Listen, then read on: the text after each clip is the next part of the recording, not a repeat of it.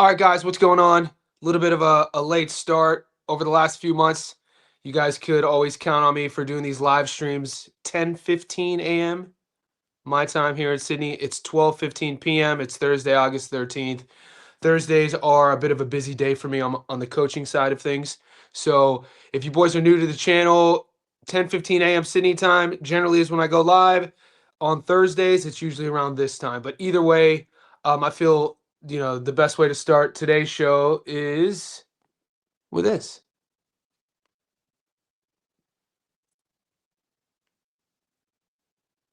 I'm leaving here with something.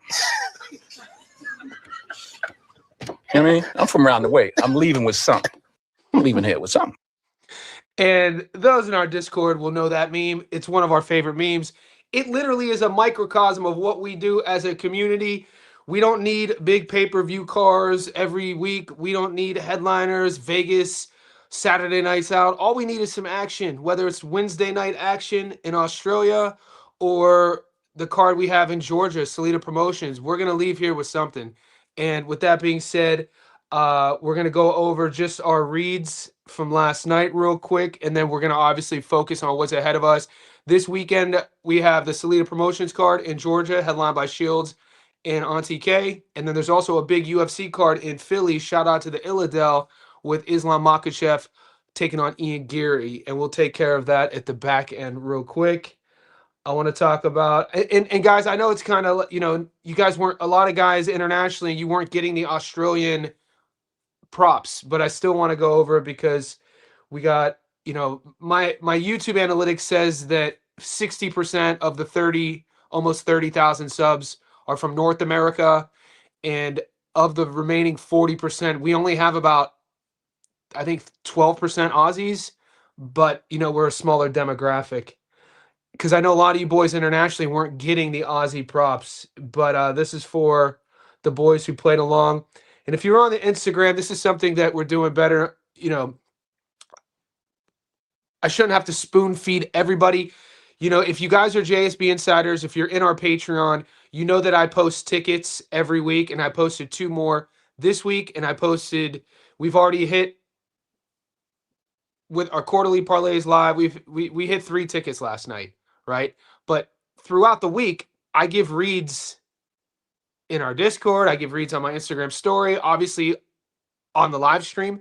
So if you're paying attention, and this is why I do this, I want engagement. I want our community to grow, and this is why we are growing. You know what I'm saying? So let's say you have questions throughout the week, and you only see me posting like 4 tickets. You could always go to my Instagram story, and I leave, especially on fight nights. So I told you guys to take all the A-sides. The A-sides hit. Terramona by early stoppage, that hit. He got him out of there in the second. And then Zarafa made us sweat, but that's betting. That's a life for the better. We still got the stoppage. You don't want to see an old man shadow boxing. That's our Discord once we hit. Best community, hands down the best community in the world, dude. Betting community? Dude, at least there's at least 25 of you guys, if you wanted to, at least 25 of the boys, if they wanted to, they could do this as well. You know what I'm saying? It's just not everybody wants to be seen. Not everybody wants to, put their face out there. So I get it. I'm just saying that because our community is super switched on. We got guys doing breakdowns of domestic Aussie cards. We got guys infiltrating fight camps because they're talking to the fighters in the DMs. We're tracking down sparring partners. We're talking to strength coaches. This is what we do. So this was the A-side ticket I said. And look, one of the perimeters that I always stand true to is I'm never going to play a ticket that isn't doubling our money. Maybe I should, make that a slogan of our group, because whatever ticket you tail from me, I don't care, if it's MMA or boxing, the one thing you could guarantee is it will always double your money, no matter how shitty the odds were. Last night, we had to get a bit creative, as you could tell, because the money line odds were so wide on a lot of these fights.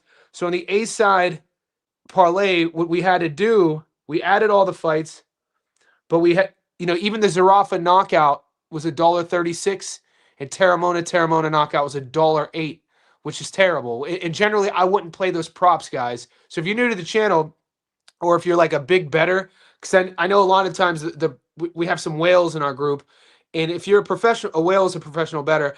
If you're a professional bettor, you're going to have your own rules and standards. You would see a parlay like that, and you'd be like, Johnny, why would you put $1? Why would you put $1.08 knockout prop? That's stupid. Well, sometimes you have to bend the rules. Sometimes you have to bend your own rules depending on either limited action or what's being presented to you. So I generally wouldn't go heavy, obviously, on a prop that's only paying that much. But, I didn't go heavy on any of this stuff anyway. This was our not Zarafa by knockout, Terramona, rounds 1 to 2 plus 153. So that's our second ticket that hit. And then this is the one I gave everybody. I drilled that at Tuesday at 4:30 in the morning. Terramona plus 125. And by fight night, that was down to $1.88, which is insane. So timing matters too. If you guys didn't get to play those, we just got to make do with what we got. There is plus money to be made in Georgia, though. I put up a graph in our Discord last night of the 5 Salida Promotions cards this year in 2026. This weekend will be their 6th. All A sides have won. So there's been one draw. There was a card in February in which in an 8-rounder there was a draw. But what does that tell you? Favorable matchmaking, similar to Top Rank, similar to Eye of the Tiger. Now, a lot of these money line odds are going to be wide, and we're going to have to get a little bit sexy with it as well, which we will, and I'll get into that right now. I won't waste any of, some of you boys aren't in our Discord, and some of the boys just want to see these reads. So we'll get there in a second. I'm going to pull up the odds.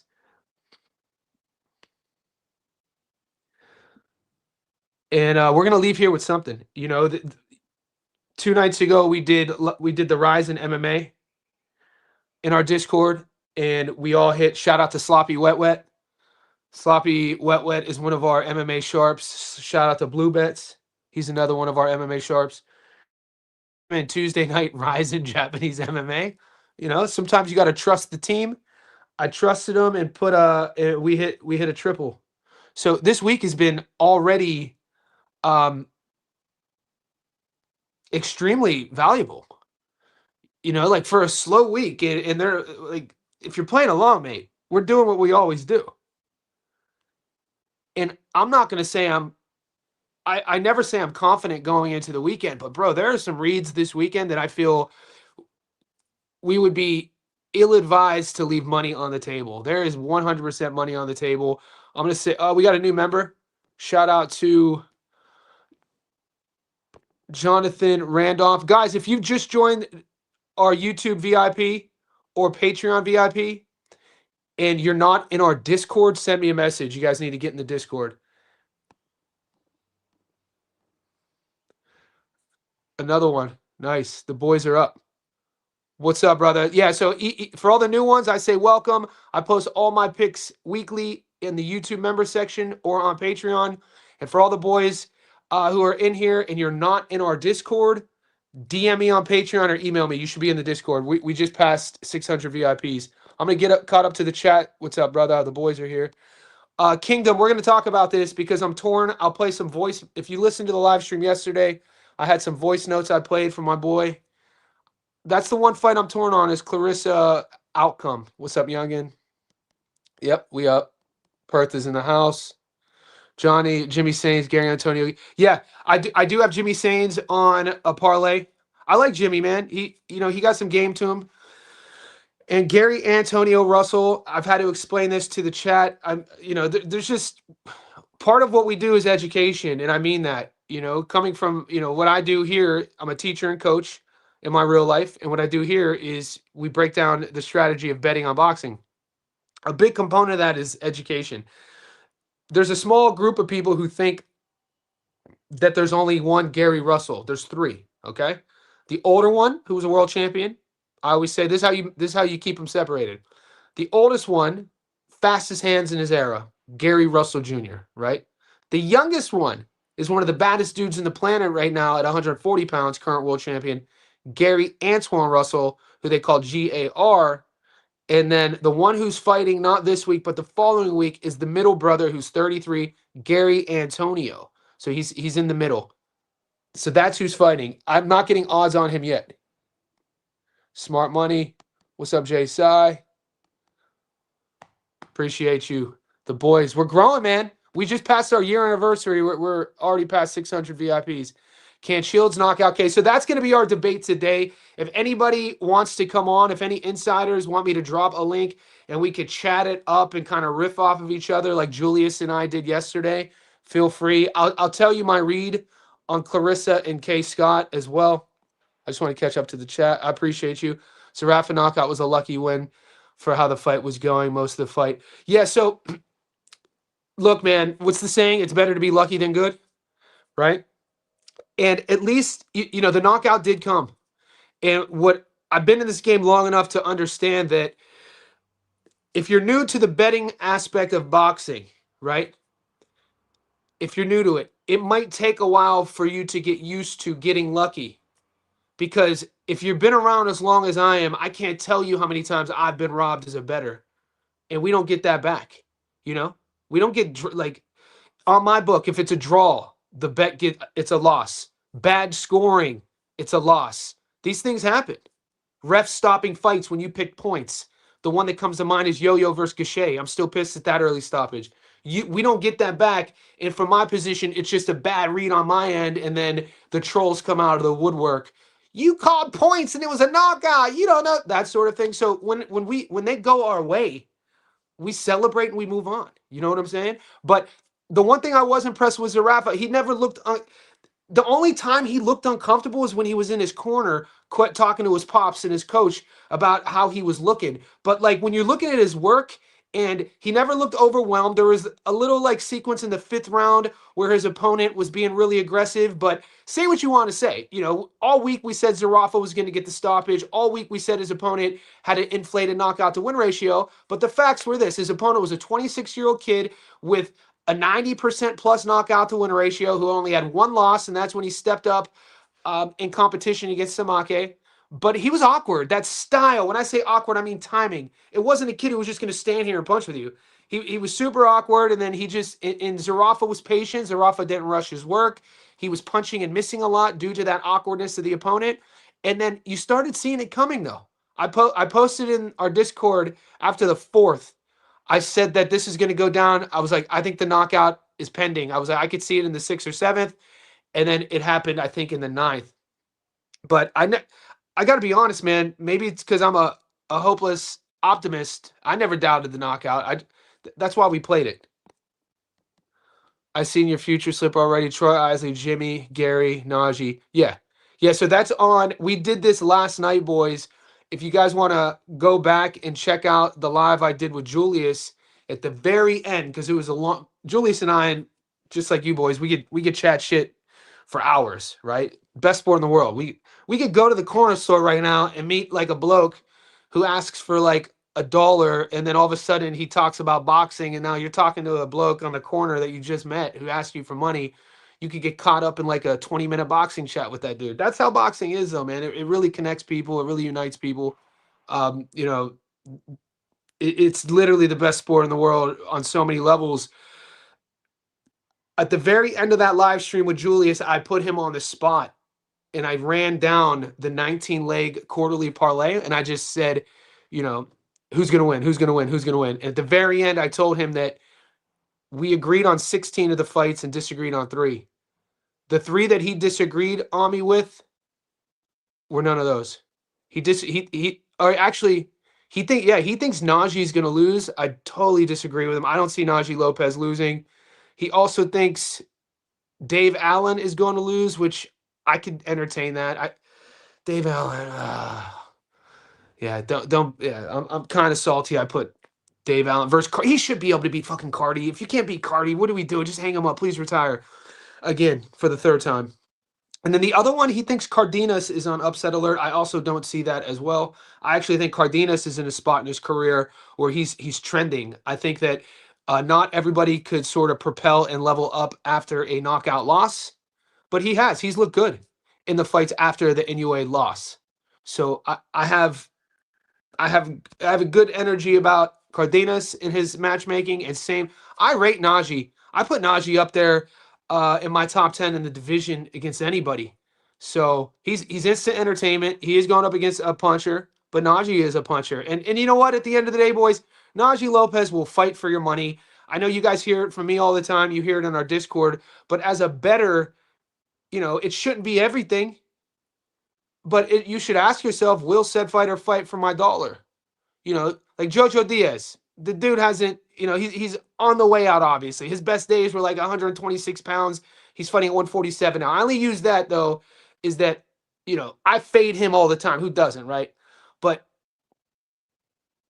at least if you were to, because I know guys, sharps who will take JoJo all the time because they're always getting like plus 600 odds. And what they well, he'll at least fight for your money. I'm like, true, but it's kind of that though. If you're gonna put money on a dog, if you're gonna put money on anybody, you should like, will this kid lay down? Will this kid fight negatively? That's where I hesitate when I'm betting on guys. If I'm betting on a guy who's a notorious sort of like, we've seen him diminish before, we've seen him be negative before. Najee Lopez is not that, by the way. Yep, we up. How do you feel about the try fight? What's up, King Ty? Appreciate you. I'll try to decipher that. Troy Isley, I love Troy Isley on points. I'll pull the book is right here. I'm going to try to get caught up to the chat. As we're growing, we used to have, we've gone from 10 to 20. It was only a couple months ago, there'd be 30. And now, like, we're between, the last few weeks, it's peaked at 100, and we got 75 in now. So I'm going to try to get caught up to the chat, but it's getting tougher and tougher to answer everyone's question. Troy Isley on points is a play I have. There's a double if your book is offering it on the Salida card. It's a point prop play that pays, I think, plus 188. So, I like Caroline here, and this is that A side thing I talked about. I have Caroline on the money line on a separate ticket. I also love Caroline on points right here at $1.44.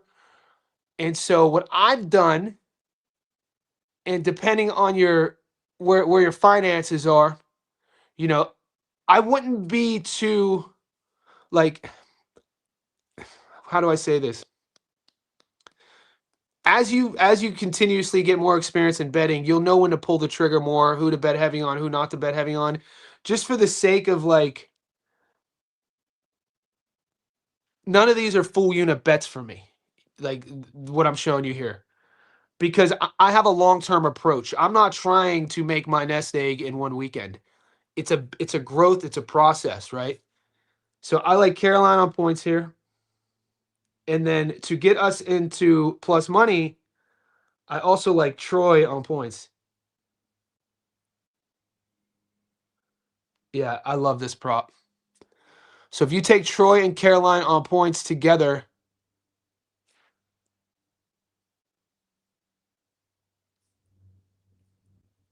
did it just freeze? So that's two that I like. My thing is tripping.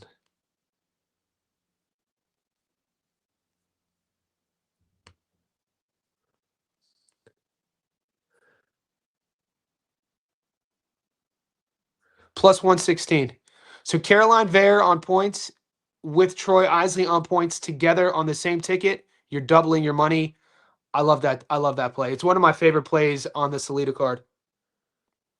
We are live. Johnny, do you have a job? Yes, I run my own businesses, Diego. So it's 2020 in 20. I've been running my own fitness coaching businesses since 2016. So before the pandemic, I used to run a gym in the city of Sydney in the CBD where all the buildings are. And then in 2019, I got investors to invest in a documentary, and we traveled the world with a professional bare knuckle world champion in a sport called Lethway. So that's on you could Google that sort of stuff. But when we were doing that, we flew to Sony Pictures in LA to pitch to Hollywood. We went to Cyprus, we went to Myanmar, and then while we were filming in Cyprus, the pandemic happened. And so we had to come back to Sydney. When the pandemic happened, the world got shut down, and I just took all of my clients who would see me in the city, and I built a gym in my garage downstairs. And so from that point on, I run my business out of my house. I also have online clients that I coach for. And then this. So this is all I do, man. And I grew up around the sport. What's up, Johnny? I merged the UFC quad, added Islam in the A side. Let's go. Plus 300. I do like Islam. I had to get sexy with a prop. I'm doing Islam. I haven't released this ticket yet, boys. But I know some of you guys don't mind mixing UFC with boxing, and some of you boys are strict. You won't mix anything with boxing. And so I'm very aware of that. And so I try to give everybody a little bit of something. A ticket that I haven't posted yet, but I've played, and I'll post this tomorrow, and I'll give it to you right now, is I really, really like Devell Smith on the money line, Ernest Mercado Tito by knockout, and Makachev by either submission or points. And that's a triple. And it sounds pretty risk adverse. But when you dissect the matchmaking, Lavelle is in a good spot on the Salida card. Salida's putting a lot of promotion behind him. On the money line, he's 40% return on the money line. I really like the matchmaking there. So all Devell has to do is win his fight. And then Tito Mercado, their matchmaking, they're already branding him and marketing Tito as a knockout artist in the division. He's good on the mic. We've won money on Tito for the last few years. You should know who Tito is. I'm playing his knockout. And then Makachev. So for you boys who are looking for a mixed parlay, if you put all three together, and this will be posted in our Patreon on YouTube tomorrow, that pays plus 132. And for how risky it sounds, I hate to say this because we're picking methods. I really like it. I really like the plus 132 there. Do you think Joseph Hicks' size could give Troy Isley problems? Last week, a few favorites lost. What favorites lost last week? The only fight I lost was a 50-50, and that was Sugar Neeks versus Dina. But other than that, it was another A-list. All the favorites won. Which favorites are you referring to? Maybe I didn't play them because I know I played I did a 19 leg for the boys on the live stream, and the first 18 hit, and all it was like rapid fire. A side, B side, A side win, A side win, A side win. And all of the 18 I played all hit, and the only one who lost was Dina, or was Sugar Neeks. So it does happen though, obviously. And guys, you've been here long enough. I don't always play favorites. If there's dogs there, we're playing the dogs. But I'm not a guy who's going to force you into dog hunting. I do have a dog that's live UFC. My dog of the week right now is in the UFC at plus 110. So if you're MMA bettors, check that out. Joe Hicks doesn't use the Philly shell. So Troy Isley is a guy who they do have a relationship. If you read into the amateur matchmaking, Joe Hicks was 2-1 against Troy when they were amateurs, but it's a different sport. Troy's in his grown man. Troy's good hands, good feet, good punch placement. I think he's more versatile. He doesn't punch. He's not a big puncher, but you're going to get a guy who has a good fight IQ, who uses the ring, who's always going to come in shape. I just think he's a level above Hicks. Decent matchmaking, and the odds are so, I played Isley on a long parlay, but I really like the value Isley on points. You're getting 50% return Isley on points. Isley doesn't stop anybody. K. Scott, any chance to slump Kurt? No, zero chance. So Auntie K. Scott. Auntie K. Scott, 42 years old. She's 5'10". These are just some of the physicality of the matchmaking. Clarissa's 5'8". This fight's at 160. So we know Clarissa's not a puncher. I'm not saying she doesn't have power. And I know sometimes I could come off like I'm dogging on her. She's not. There's a lot of things about Clarissa that I feel are easy fixes if she would just hire a technical coach. I would love to see her with a technician. I'd love to see her with a coach who could, sit her down, make her watch her film, and then get her to agree to fix some of the things. And a lot of the things, they're technical things. She doesn't set her punches up. She is extremely inaccurate. I don't know if you would find another puncher, female or male, who's more inaccurate than Clarissa Shields.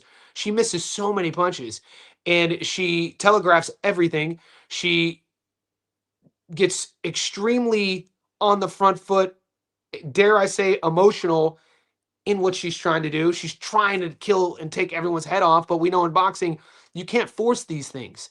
It's kind of like a home run hitter trying to force the home run. You got to let it come to you. You know what I'm saying? Like when you hit a home run, if you guys never have done that in a different life, I was, played high level baseball. And one time I thought that's all I was going to ever do up until my early 20s. When you hit a home run, you swing through the pitch. It's like you didn't even touch it.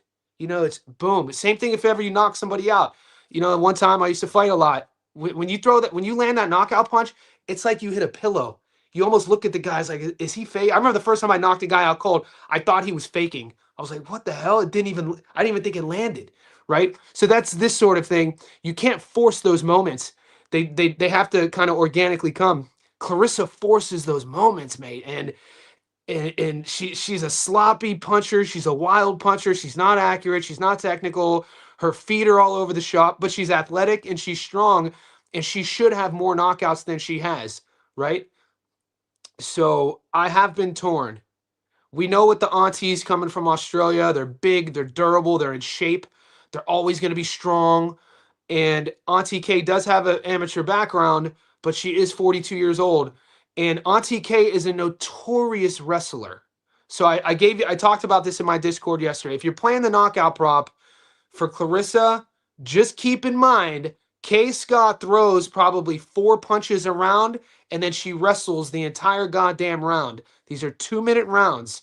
So this is kind of like the where I'm torn is like waiting for a knockout in the girls division with a girl who doesn't knock people out in Clarissa against a girl who holds more than she punches, who's bigger than Clarissa, and they have history of being sparring partners.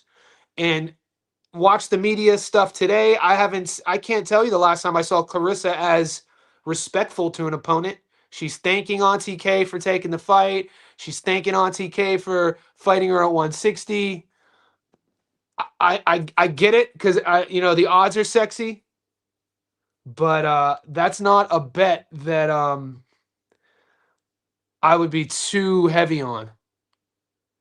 Like what when you watch Auntie K fight, mate, it's like it'd be one thing. It'd be one thing if Auntie punched with her opponent. She's not gonna punch with Clarissa.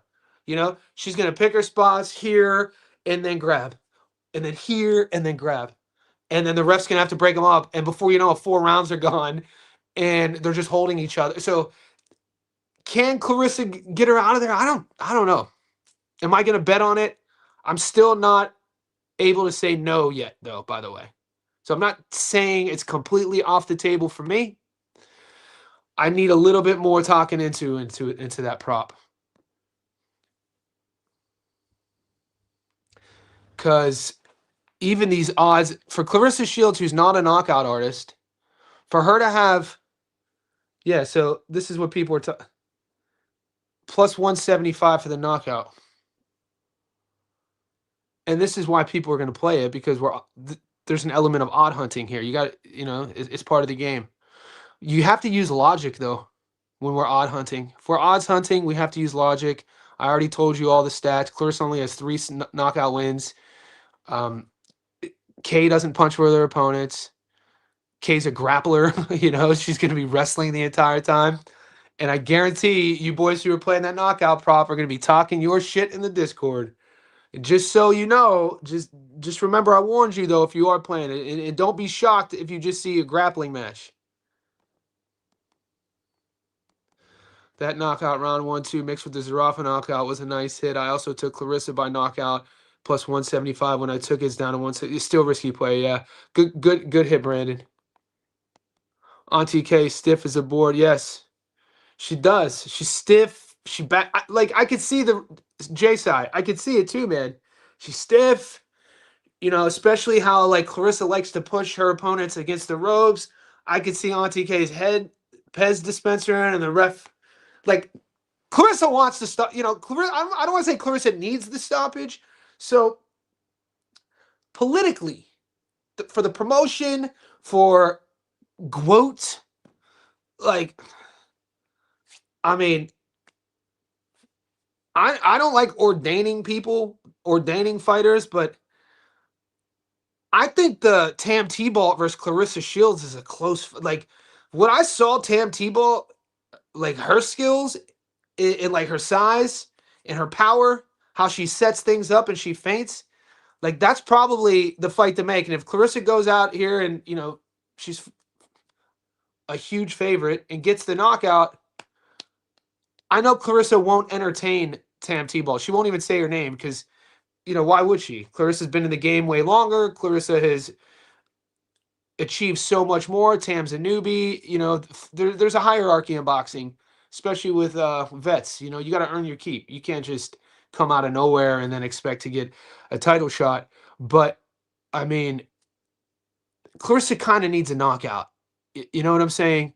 Because she fights like that and she doesn't get them.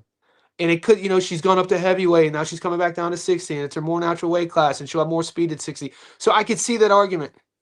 And it's just when you're watching her punch as a coach, you're pulling your hair out. You're just like, what? Like everything is one speed. She doesn't hide anything behind the jab. She doesn't feint. She doesn't level change. She's like big-eyed, like she's like a kid on Christmas every time and she's telling everybody what she's doing. Like, it's relax, breathe, calm down, hide this stuff. Have a poker face. Get her to come to you. You don't always have to come forward. Angle, turn your opponent. But the athleticism's there, and obviously, and the talent's there. She's just as a coach, she's always frustrated the hell out of me. I got Clarissa, despite Scott's amateur background. Clarissa been cherry picking older ladies for a while now. She knows what she's doing. Yeah, she's not going to lose. Guys, Clarissa's not losing. The conversation is all about, boys. This is a betting community. We're a boxing community, but the conversation, Clarissa for Kate, isn't is Clarissa losing. It's how does she win? We have to find value. Christmas table, all the food's out. We're finding our value. So these are our cards. I think the safest prop parlay is the one I gave you is Caroline and Troy on points at plus 115. I appreciate the knowledge you about Johnny. Hope all is well. Any thoughts on Jalen? Thank you, Winner Circle. I appreciate you. Jalen Turner, my guy, dude. I was shocked. I was probably just as shocked as you were a couple years ago when we saw him retire. Jalen's a kid that we watched come in the UFC with only a handful of pro fights. He's one of these guys who grew up in front of us. He steps away after a loss and then comes back. And the tarantula, the physicality of him, his size, he's a slight favorite. I'd love to. I think he's in a good spot. I know a lot of the sharps in our group think that he's on upset alert. I don't have Jalen on any of my parlays because I'm due for a win. I don't like losing UFC 2 weeks in a row. And I didn't play a UFC parlay last week. I just played a UFC dog. That was the only play I had. And my dog got put down early. So in my eyes, I need a win on my UFC because I make a lot of money on the UFC yearly. Those I kind of make my money with the UFC with the dogs and then like my 3 to 4 leg money line parlays. I'm going to find 4 winners out of 12 fights sort of thing. So when I was finding my winners this week, I kind of left Jalen off of it because I felt like there were 3 or 4 other fights that I felt really confident in that could double my money. But I'm cheering for Jalen. I'm a fan of Jalen. I think he's in a good spot to get this win. Women's boxing is only 2-minute rounds. The fight goes by so fast. It's tough to get a knockout. Yeah, what's up, Jonathan? And I always say this, and I know you just joined our Discord. The only girl that I traditionally play a knockout prop for is Gabby Fundora. And the boys know that. And it's crazy because the bookies never used to know that. And it wasn't that long ago we could get Gabby by knockout at plus money. And now every time Gabby fights, the bookies have caught on. And Gabby by knockout is always like, if we're lucky, 40% return, But and that's just dude, she's mean in there. She's an accurate puncher. She's an assassin. She's a guy or girl, dude. Gabby Fedor is one of my favorite boxers to watch. Just because I look at the sport as problem solving. I'm not here to judge, like anything else other than the problem solving component. Who is doing the problem solving better with the better tactics. Obviously, success rate matters. Dude, Gabby is out there just hunting. The Spanish word for hunter is cazadores, and she's like she's a hunter out there. She's a sniper, but she's usually the only girl I play the knockout on. Jonathan, got you. Thanks, bro. I'm watching you. Appreciate you, man. You've been watching a year. Nice to meet you, man. Appreciate you. Mosby, we all got really lucky Khalil Ko fight. Yes, we did, man. Hey, man, Khalil Ko. God damn. Well, Jesse Hart did fight negative. Of course, that fight was controversial. We won money because we had Khalil Ko on the money line. Some of the boys took Khalil Ko on points. The judge scorecards were all over the place. But you also have to say Jesse Hart fought also extremely negative. You're a guy in your mid-30s. You're a guy who you feel you've been slated. You're getting another good spot against a guy who has kind of momentum behind him. And you know, on Khalil's record, it's a win. So I guarantee if you ask both guys right now if they were in my house, who regrets that fight more, I bet you it would be Jesse. He would have said I should have done more. So as a bettor who won a close fight and my bank account increased, we win and move on. It's the losses that I remember. It's the Resendez versus Caleb Plants that I remember. Or I'm gonna have to say it and don't get pissed at me, boys. The Shadesha Green versus Auntie Lonnie. Shadesha Green versus Auntie Lonnie burned more parlays than you guys even will ever know. Those are the ones I remember. I don't remember when we get close. I don't even remember when, we pick our nice dogs. It's the losses I remember. I'm going with Daniel. I like Perkins. I like Valle. I like Isley. I like Shields. So Joel Alvarez is in an interesting spot, man. Don't be like Chidi and Jaquani. Chidi, we know, he's a tall, long striker. He fought in K1. I think he might have fought in Glory. He wants to fight on his feet. And Joel Alvarez is a guy who usually is the taller guy in the division, but Chidi is going to be bigger than him. And Joel Alvarez is probably going to stand and strike with him. I feel like if you guys need a dog, I think Chidi is in a good spot. He up and down. He's a little bit older now, but I wouldn't be against the Chidi and Joe sprinkle. I ain't lying. I was thinking about it all week. I didn't pull the trigger though. Johnny, do you like Troy Isley, Joe Hicks? Hicks is good. I like Isley to outwork him. I just like Isley to do more and win more rounds and score more points. Is Perkins moving down from heavyweight? We'll check that in a second. Be careful, Jimmy Sains, Tom Kelly coming off that upset win. I rate Jimmy though. I forgot about the Aaron Bowen fight. Good call, Assassin.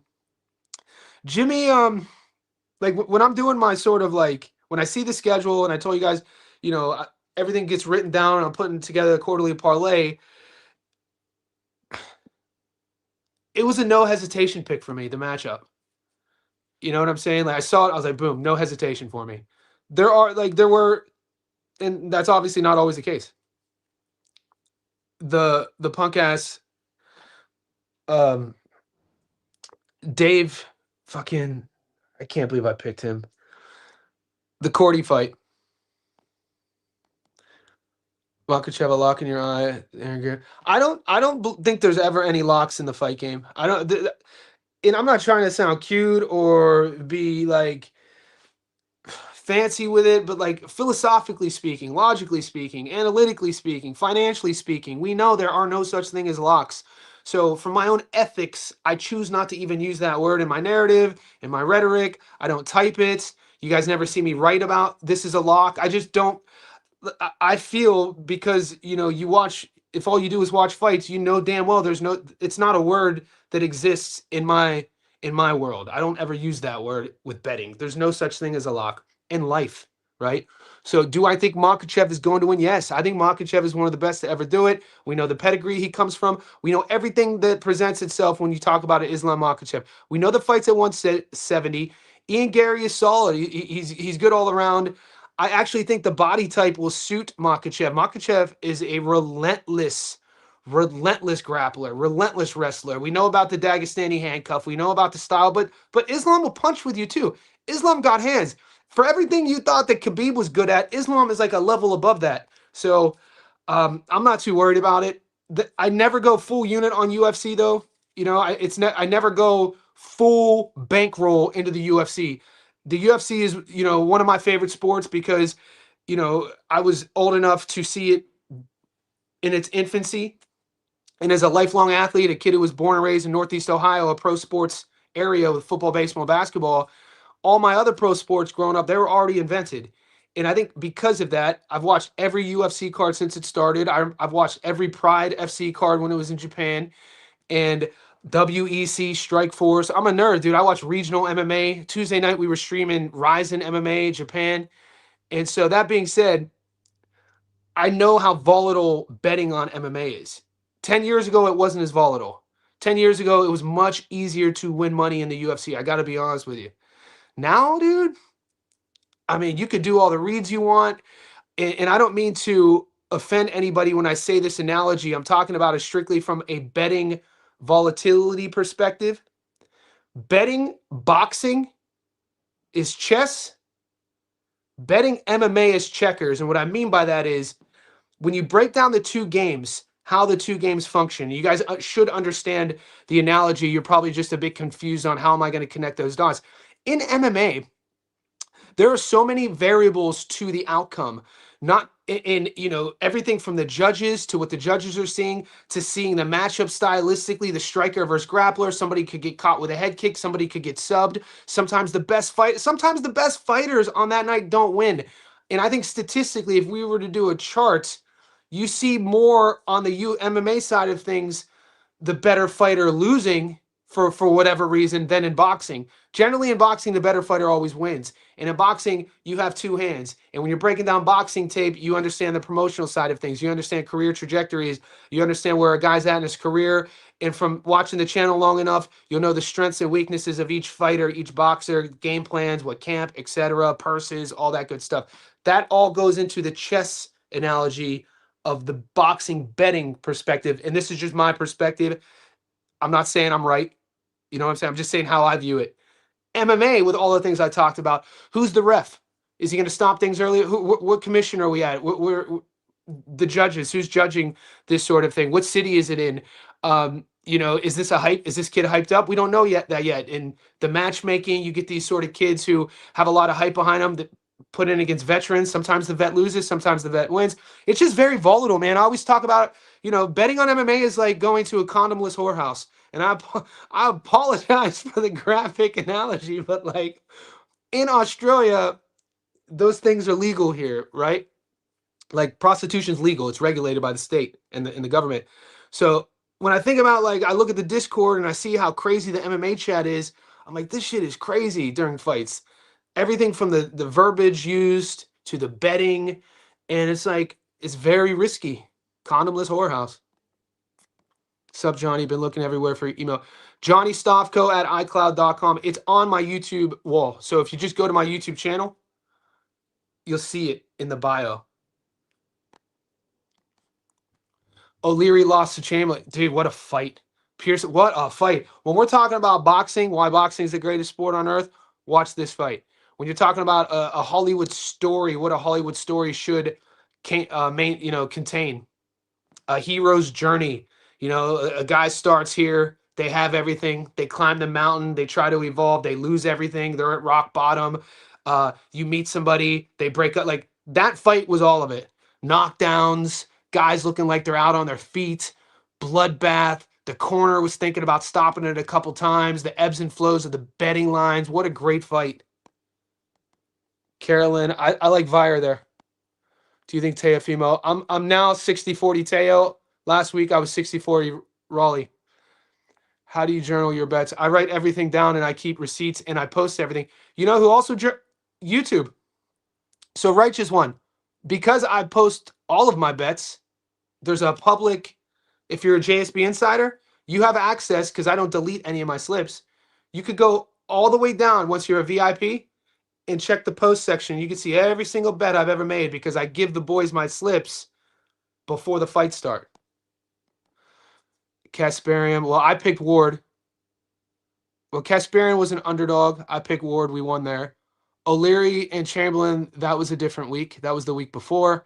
Krasimov and Eels, that was on the Boxer undercard. I didn't bet that fight. John Kuhn versus Joe Crop, that's a Contender Series fight. That's the Condomless Whorehouse. Ananias lost to Tom yesterday. Okay, so you're convoluting Dana White Contender Series 2 weeks ago in boxing, the Boxer card. Okay, what I do is I have to keep it week to week. So you know what I'm saying? So yeah, I told you, dude. You guys tried selling me on Kasparian to beat Joe Ward. Julius and I did a whole video on this. Clarissa ain't made 160 in 3 years. I need this advice. Clarissa fighting at 44. She's 42. She's not smaller than her. These are lies. Auntie Case, Jock, I'm calling you a liar. Chalk ain't no liar, but he is spreading misinformation. Clarissa's not fighting a 44-year-old. Auntie K's 42, and she's not smaller than her. Clarissa's barely 5'8". Auntie K's 5'10". There's no safe prop on this fight. Yeah, so I'm gonna hold you. You guys hold me accountable. I can't let you just to paint your narrative, but we do come to an agreement because I do agree with you. But your data is misleading, I guess. I do agree there is no safe prop, but the data is misleading because it's wrong. The data is wrong. Caroline Valle is a French Canadian. She's being pushed by Salida Promotions. She fought either a world title eliminator in her last fight. She's super fit, always in shape, strong. She's a female boxer though. I'm not caught up on the ladies. She's the A side. So Henry, guys, if you learn anything from my channel over time, what you should learn about betting is when Top Rank has a card, Top Rank fight cards are notorious for A-side matchmaking feeder fights. Let's feed the A-side. So if you're new to, you don't know if you ever hear me say that's a feeder fight is when the matchmakers are feeding the A-side, the fighter who they're moving in a certain way, right? Top Rank. And Top Rank historically for doing this. One of our favorite cards in our community, promotion out of Canada called Eye of the Tiger. It's a promotion based out of Montreal. That is the fight promotion who brought up Stephen Butler, and they matched Stephen Butler in such advantageous ways over the last few years because he's a big puncher, and they kept pairing him with guys that he was supposed to knock out in Canada under the Eye of the Tiger promotion. And we kept winning on Stephen Butler to win by knockout. But then the reason why you do this is you are building a guy up to then take them internationally because these promotions are getting a cut of their fighter, right? So if you could build a fighter up to a certain level and you feel they have an opportunity to go to the world to get a massive fight, everybody's eating. You know what I'm saying? So Butler is the guy they brought to New York City to fight Berlanga. And the odds were freaking so close. Thank God. Because of what the bookies saw Butler do in Canada. And obviously they're not as in-depth as we are in our group. We knew. I told everybody play Berlanga by knockout. I was like, this is what the move is. And I think we might have got plus money. I'd have to look. But yeah, Berlanga stopped him. So Valle, Caroline is a girl. Salida Promotions, this fight card is similar. I broke down their last 5 fight cards of 2026 going back to January, and I put all the thumbnails in our Discord, and I went through all of the fights, and this will be the 6th event. 0 A-sides have lost. So just keep that in mind. Not one A-side this year for Salidas have lost. What's that tell you? Favorable matchmaking. Alif Turan, yeah, but she hasn't found it. You know, it was until she couldn't knock out her last 2 opponents. She couldn't knock out the Aussie on short notice, Taylor Getson, and then Alif said that she had the flu, and it was a tough fight. I thought Alif did enough to beat Taylor, and she did. And then they pair up with the teenage Texan girl in a very close fight. and she won. But we saw that power. We've seen her power before, though, and I know a lot of you boys in our Discord. Unfortunately for me, I didn't play that Turhan knockout that 3 fights ago. Some of you guys did. What was that? Beatrice Ferreira, the Beatrice Ferreira knockout.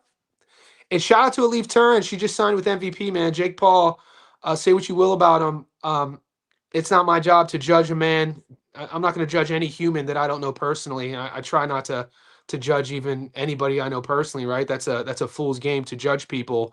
All I could do is give my opinion on what his actions have been for boxing. And dude, we have been, other than the Shanika loss, the MVP cards, man, we've been killing the game from a betting perspective on the MVP side of things.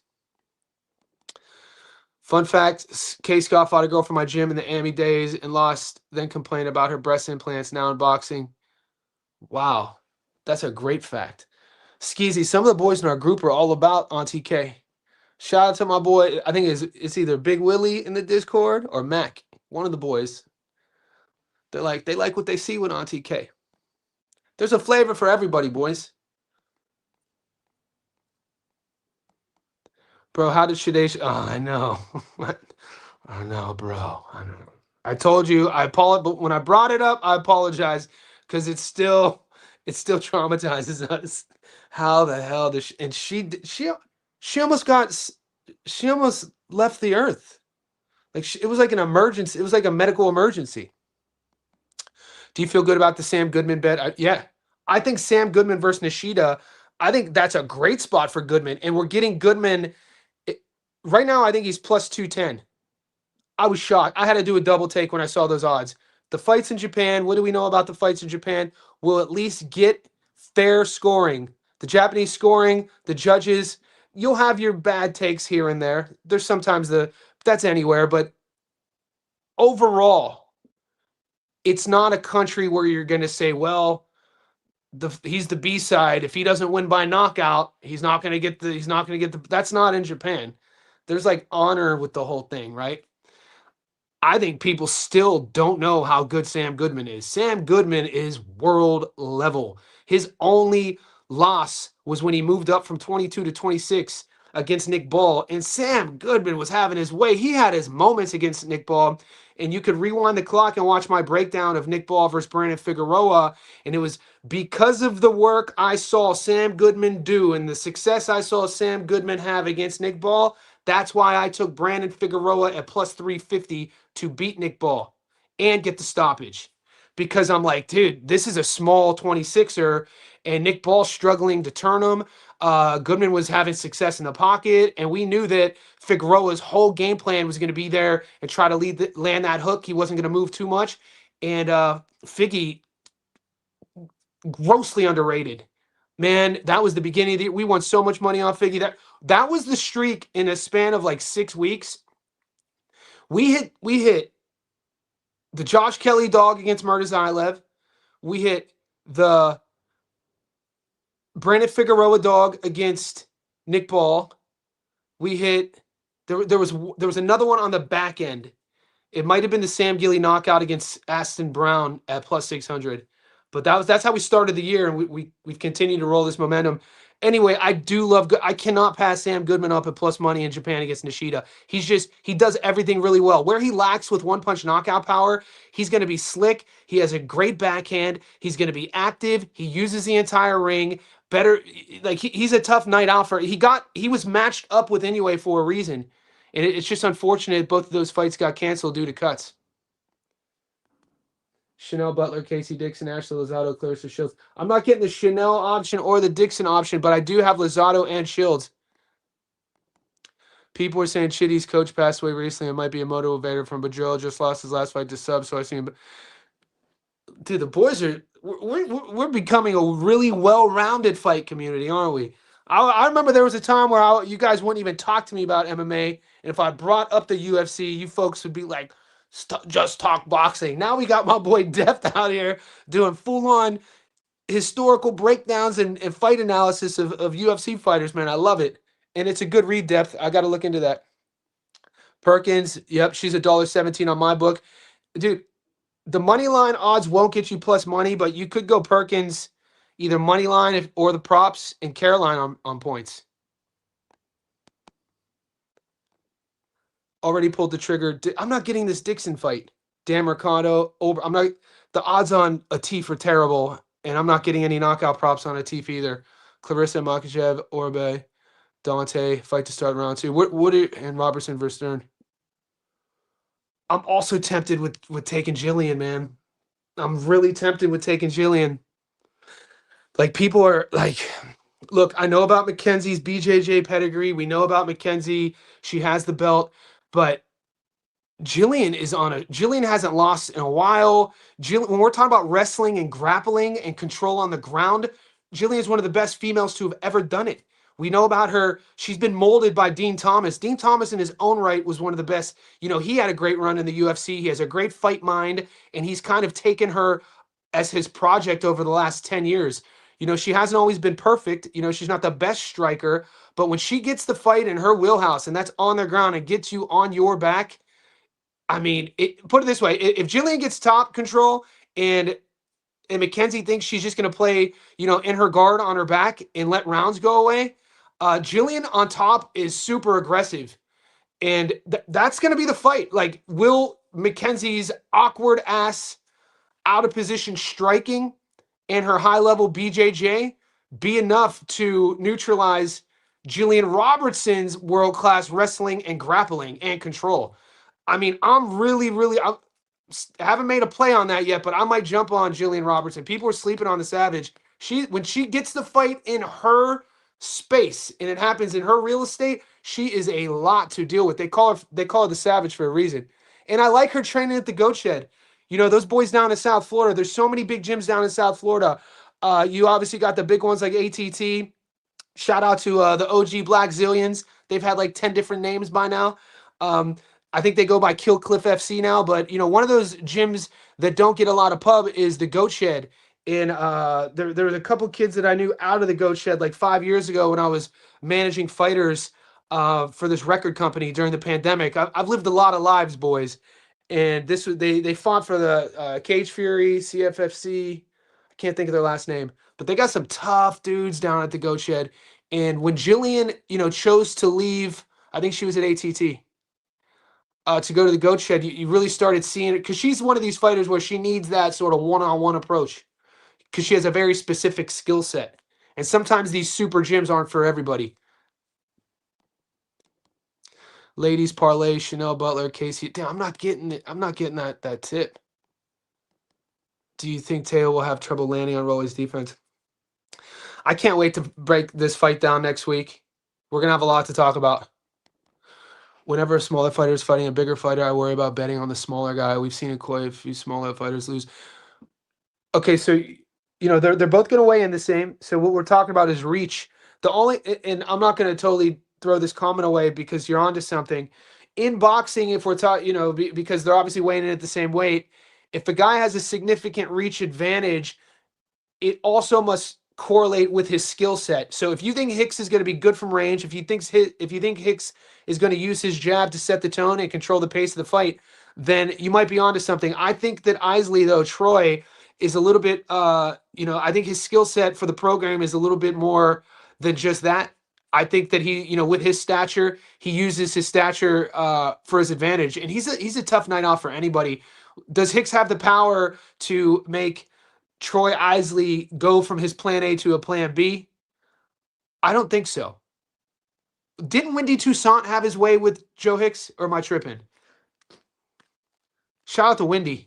People sleep on Wendy Toussaint, man. I watched, one of my boys is a former pro out of New York City, and he always sends me footage of Wendy sparring people. Wendy Toussaint, man. There's so many guys out there that have never were like world champions, but in boxing that are just a tough night out for anyone. Did Joe beat Wendy? And Wendy's one of these guys who takes fights on short notice. He always puts his hand up. How old is Wendy now? 34. Yeah, he beat Joe Hicks. I thought he beat Joe Hicks by split. Wendy fought ammo on like 4 hours notice. You know what I mean? Like, freaking hell. And Toussaint is coming off a draw with Aaron Coley. Interesting. That's a bit of a letdown. Toussaint was probably supposed to win that fight, and he drew with him. Yeah, but fucking hell, dude. Aaron Coley, what a he's fought everybody. He doesn't have a perfect record, but Aaron Coley's been in there with some real guys. Anyway, I like Troy in that spot. I told you Johnny was going to come to his senses. Let me reiterate, trash. It says, dude ain't when Fresh PX. You got to be more specific. Tony Harris sounded punchy at the presser. Don't tell me that too. I hope Tony doesn't fight Zerafa. I want to, like, Michael Zerafa he let an opportunity of a lifetime last night pass him by. And guys, this is advice I give to younger, some of the younger men that I coach. And this is life advice. And I mean this. If you're a good person, this should always be the case. If you know you're a good person and you live your life in an ethical way, and just we'll keep it at that without getting too esoteric, you should never worry about if people like you. You know what I mean? Like that, you should never, ever, ever waste energy on if somebody likes you or not. It's not your job to make other people like you. Just be who you are, live your life in a certain virtuous way, however that is to you, and let the chips fall as they may, and the right people will gravitate towards you. Michael Zerafa last night, and this is coming from a guy who's watched his pro career. I moved here in 2013. I watched, this is a kid who turned pro as a teenager in Australia, who didn't have a big backing, who pretty much every opportunity that he's had domestically and internationally, the kid literally had a fight for, similar to Kambosos, man. But George had his father, GKJ Promotions. But the Aussie public never really supported George. George had to go overseas. George had to go spar with Manny. George had to create those opportunities. And the public here, I still feel, don't really respect George how they should. And the same thing with Zerafa, because, the boxing fandom is so fickle that people, the casuals will only judge a man on their losses, right? So we know about what happened with Nikita. We know about how the bad taste it left in everyone's mouth, how that happened. I'm not making excuses for how that turned out. But all I'm going to say, I believe in second chances. I don't throw people away. I don't write people out, I'm not petty like that. So unless you're in the ring, the only one who could truly answer what happened is him. So we move forward and we move on, right? Prior to that fight, prior to Tim Tszyu going on his title run, prior to Tim Tszyu beating Tony Harrison, the talk was always Zerafa and Tim. And Zerafa would get on social media. He would show up at Tim Tszyu's fights. He would get on the mic and he would play the villain. And that's when I started liking him. I was like, hell yeah. I was like, talk your shit, Zerafa. I was like, hell yeah. And Tszyu wanted nothing to do with it. Tszyu would always say he's not on my level. He just wants money, etc., etc. And it never happened, right? Now, fast forward to last night. He's walking out, not even main eventing, in the Goldie. People in the Discord were commenting, wow, he's getting booed in his hometown. I was like, bro, he's from Melbourne. I was like, he's not from the Goldie. I was like, that matters. It's not like he's in Australia and just because he's fighting in Australia against a foreigner, the Aussies are going to love him. No, there's fan bases that are torn because of fighters. There's fan bases that are torn geographically because of what rugby team you cheer for. You know what I'm saying? Like there's a lot of the cultural thing that goes into this. But Zerafa doesn't get a big pop coming out. Zerafa obviously has been reading the Instagram social media comments about how the Nikita Tszyu fight turned out. And he's in a tough fight against a kid who, say what you will, the kid still was 26 years old, still only had one loss, had a 95% knockout to win ratio, and for the first half of the fight was fighting like he wanted to win, was super awkward. And in Zerafa, in between rounds, I saw a guy who was questioning how he looked in front of his corner. I thought Zerafa looked fine. He didn't look like a guy who was in over his head. He looked sharp as well. He was thinking in there. I liked the work Zerafa was doing on the ropes when he was trying to counter his opponent. He landed a couple sneaky uppercuts. He was trying to land that counter check hook. And Zerafa's crafty, man. There's a craftiness to Zerafa's game that I feel he doesn't get a lot of credit for. But when you're watching him, like, he's tricky in there. Yeah, we've seen him get knocked out before a couple times when he's gone overseas. He knocks the guy out in the 9th round.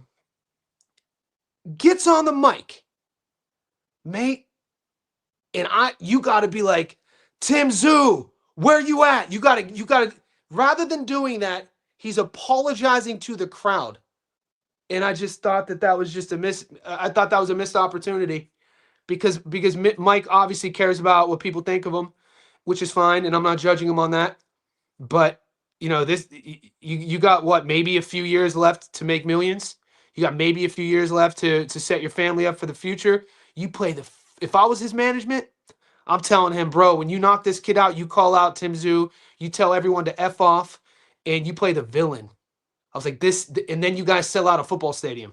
Because the version I saw a couple weeks ago in Sydney against Errol Spence, that version of Tim gets stopped. Zerafa would stop him. And Tszyu said that he's fighting at 160. And I think it's perfect. So I felt like Zerafa missed a big opportunity there.